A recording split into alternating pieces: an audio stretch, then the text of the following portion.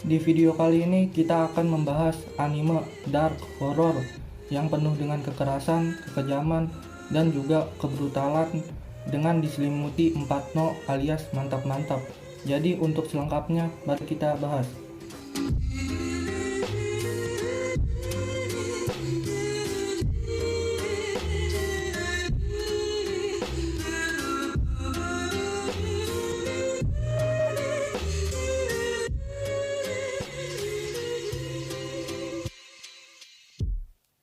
Manga yang kita bahas kali ini bernama Dokumushi. Ceritanya itu sebenarnya cukup simpel. Jadi ada orang bangun di suatu ruangan dan ruangan itu tertutup, jadi bisa dibilang diisolasi gitu. Nah, dia bangun di situ nggak sendiri. Dia bangun di situ ditemani dengan 5 orang asing. Ternyata mereka di situ terjebak dan tidak menemukan apapun selain ruangan yang terdapat timer sampai waktu 7 hari.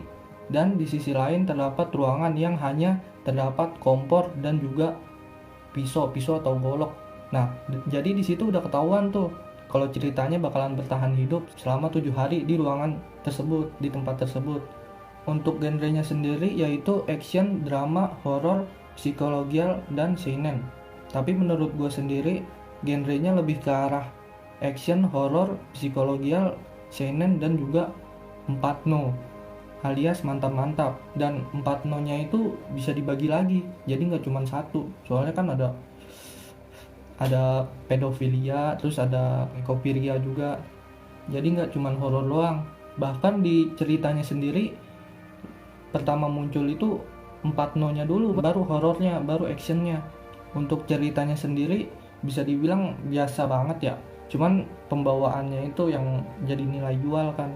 Dan selain itu juga bisa ketebak, soalnya kan bertahan hidup selama 7 hari. Nah, pasti kan ada permasalahan tuh ke depannya.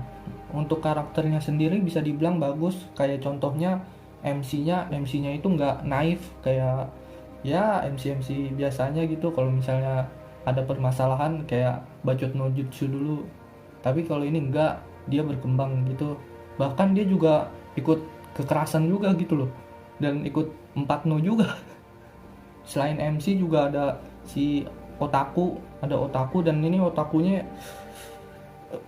gawat juga sih, jadi salah satu yang berbahaya gitu. Yang horornya itu otakunya, selain otaku sama anak kecilnya.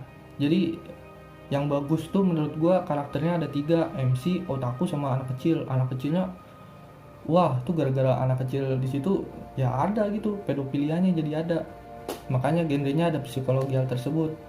Dan untuk kekurangannya sebenarnya dari artnya.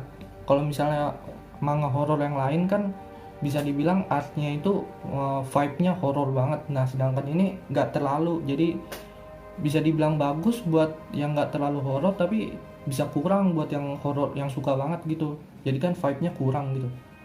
Kayak misalnya dari manga Junji Ito gitu, dia kan kayak dark banget, vibe-nya juga. Nah, sedangkan ini nggak terlalu, makanya bagus-bagus enggak sih. Selain manga juga, kan manganya itu gue udah baca semua. Ternyata ada filmnya juga, cuman manganya itu dia bahasa Inggris dan filmnya nggak ada subtitle gitu loh, 1,5 jam. Kalau diadaptasi ke anime belum, jadi cuman ada manga dan filmnya doang.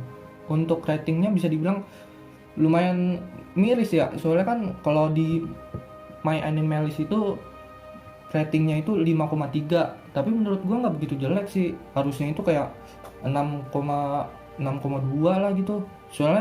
Soalnya ini bisa dibilang bagus buat yang nggak terlalu horor. Dan buat movie-nya sendiri skornya itu 3,8.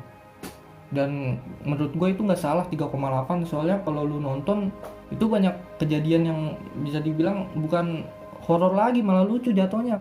Kayak dikasih lihat adegan nih, tapi karakter yang lainnya dikasih lihat juga yang dimana dia nggak berperan gitu, lagi diem gitu. Jadi kayak ya lucu gitu loh, ya jadi kayak ganggu gitu loh. Suara lagu-lagunya juga kurang, makanya menurut gua rating di movie-nya pantas, tapi kalau rating di manganya itu kurang ya, harusnya ya 6,2 bener. Jadi menurut gua manga ini bagus buat orang-orang yang mau baca horor gitu tapi nggak mau langsung yang dark banget. Ini bagus dan banyak juga dengan 4 no nya, jadi ya buat nenangin lah. rasa takut tuh bagus. Sedangkan untuk filmnya janganlah, mending manganya dulu lah, manganya dulu. Jadi untuk sekian video kali ini, bye.